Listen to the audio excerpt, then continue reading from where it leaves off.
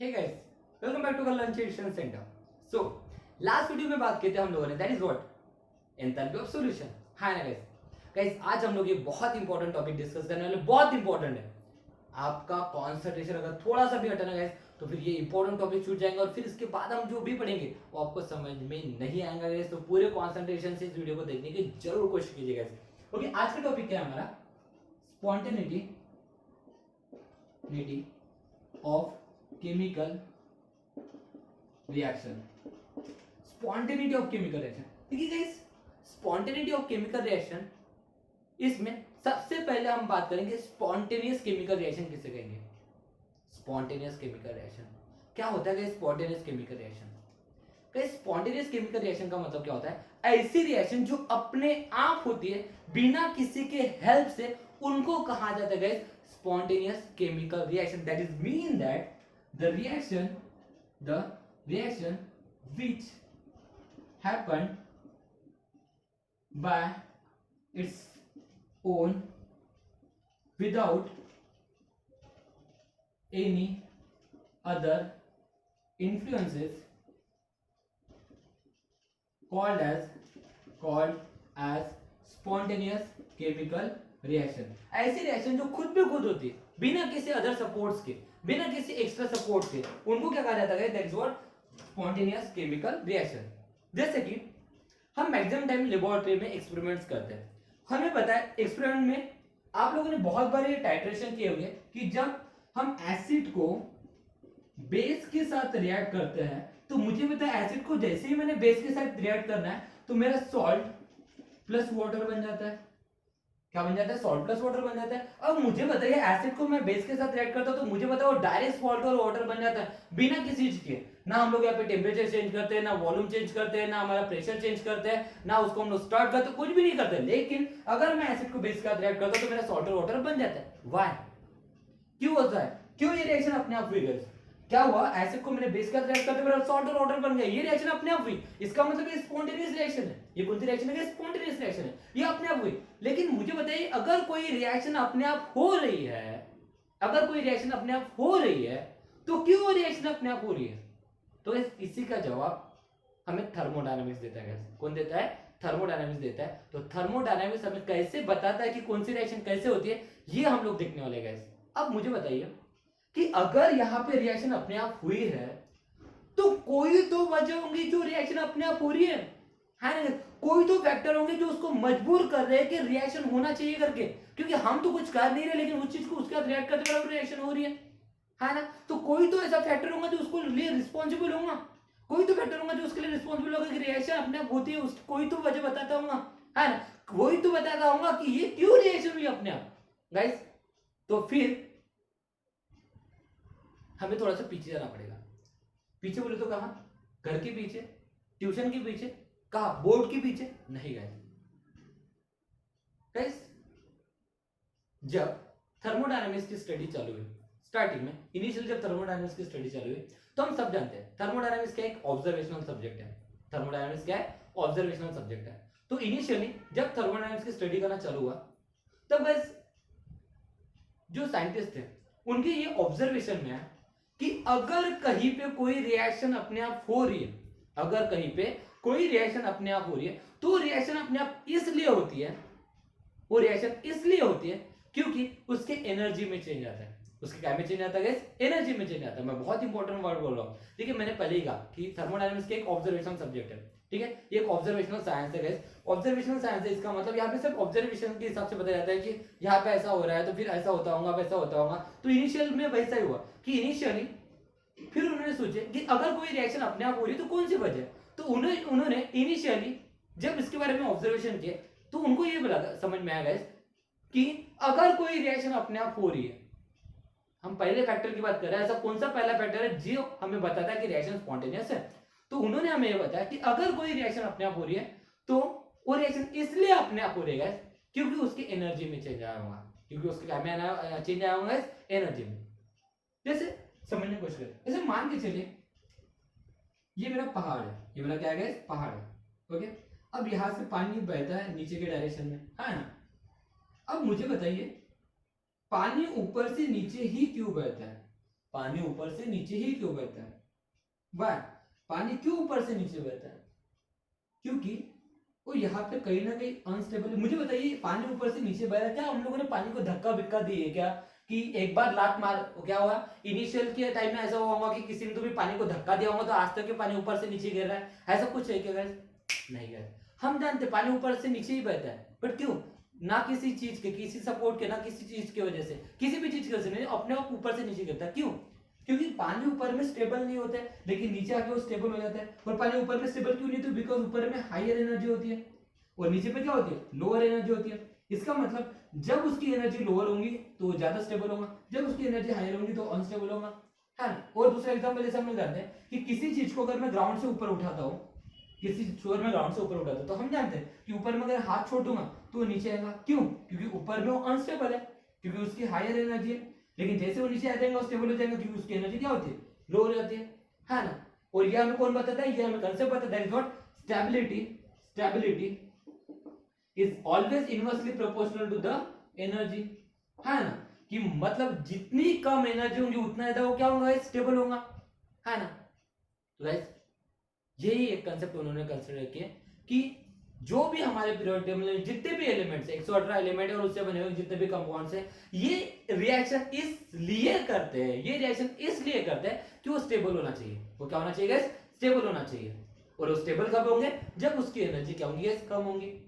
It mean that guys कि अगर मान के चलता हूं मैं, मेरा HCl है, HCl को अगर मैं NaOH के साथ अगर रिएक्ट करता हूं और ये मेरा NaCl बनाता है प्लस वाटर बनाता है, तो यहाँ पे क्या होगा? मैं अगर क्या किया, मैंने HCl को NaOH के साथ रिएक्ट किया और उसने NaCl और H2O बनाया, बट ऐसा क्यों हुआ? ये रिएक्शन अपने आप हुई, ये रिएक्शन स्पॉन्टेनियस रिएक्शन है और ये रिएक्शन अपने आप हुई। क्यों?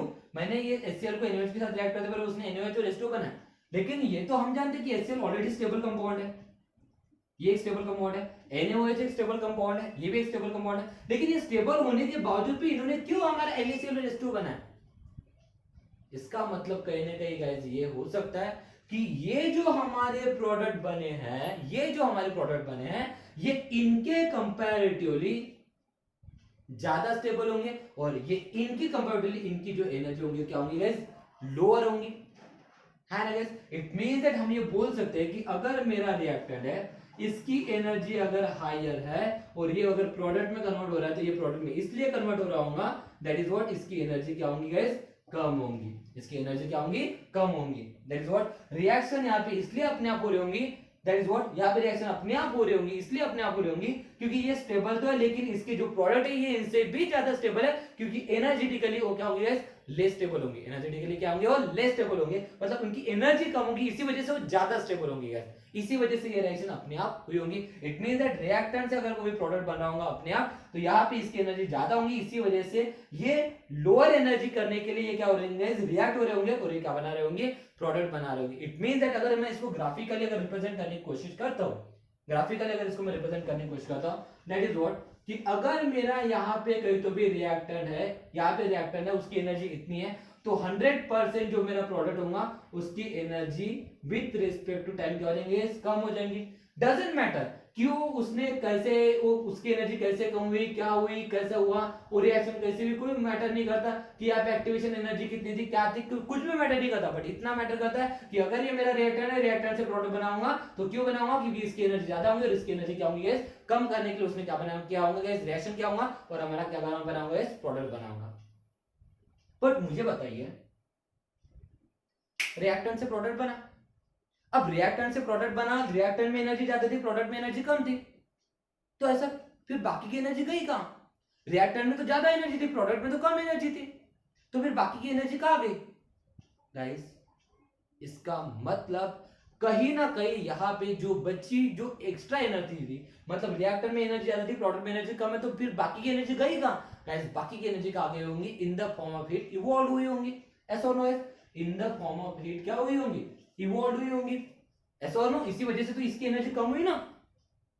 तो फिर मैं ये बोल सकता हूं कि जिस रिएक्शन में एनर्जी कम होती है, जिस रिएक्शन में एनर्जी कम होती है, जिस रिएक्शन में एनर्जी कम होती है, उस रिएक्शन को मैं स्पॉन्टेनियस रिएक्शन बोल सकता हूं।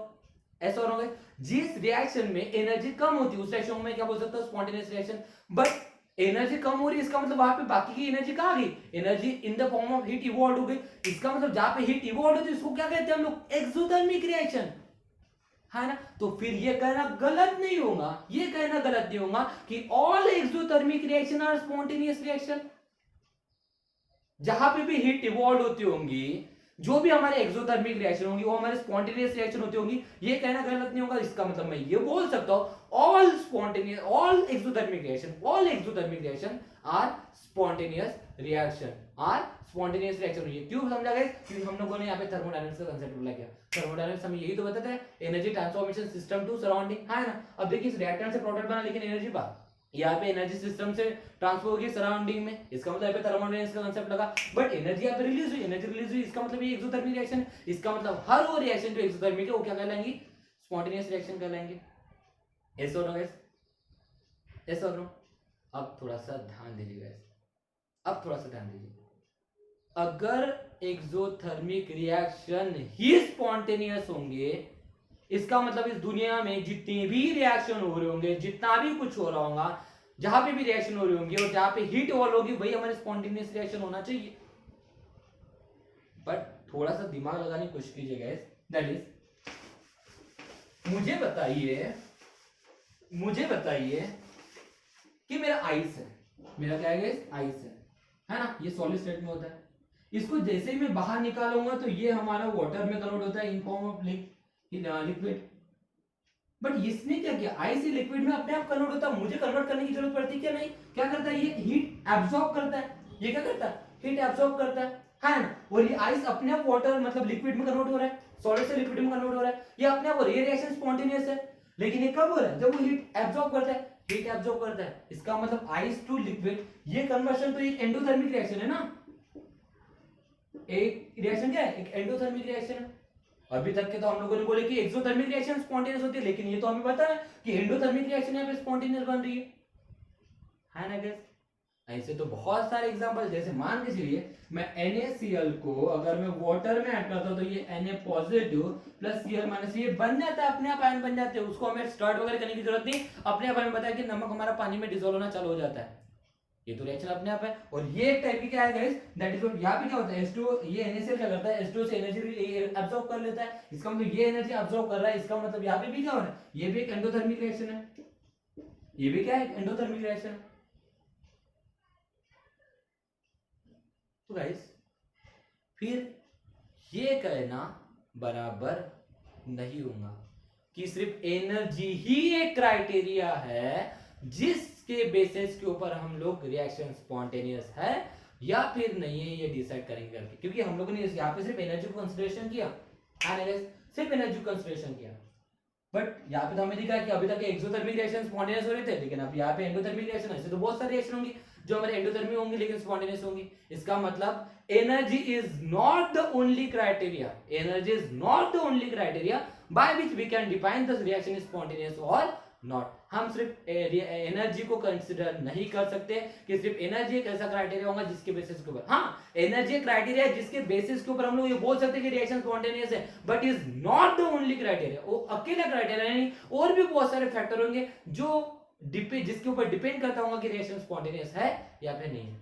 तो गाइस अगर सिर्फ एनर्जी ही क्राइटेरिया नहीं, इसका मतलब बाकी के और भी कोई ना कोई क्राइटेरिया होगा, कोई ना कोई फैक्टर होगा जो हमें बताता होगा कि रिएक्शन स्पॉन्टेनियस है या फिर नहीं है। तो फिर वो दूसरे फैक्टर्स कौन से हैं, वो कौन से फैक्टर है जिसके बेसिस के ऊपर हम लोग डिसाइड करेंगे कि रिएक्शन स्पॉन्टेनियस है या नहीं, क्योंकि सिर्फ एनर्जी नहीं है, क्योंकि एनर्जी, हाँ एनर्जी है, एनर्जी एक क्राइटेरिया जिससे हम लोग रिएक्शन स्पॉन्टेनियस है या नहीं डिसाइड कर सकते हैं, लेकिन energy is not the only criteria, सिर्फ अकेला क्राइटेरिया नहीं जो उसकी स्पॉन्टेनियस डिसाइड करते होंगे, क्योंकि अगर एक्सोथर्मिक रिएक्शन स्पॉन्टेनियस है तो एंडोथर्मिक रिएक्शन भी स्पॉन्टेनियस है। फिर वो दूसरे कौन से फैक्टर है जिसके बेसिस के ऊपर हम लोग बोलेंगे रिएक्शन स्पॉन्टेनियस है या नहीं है।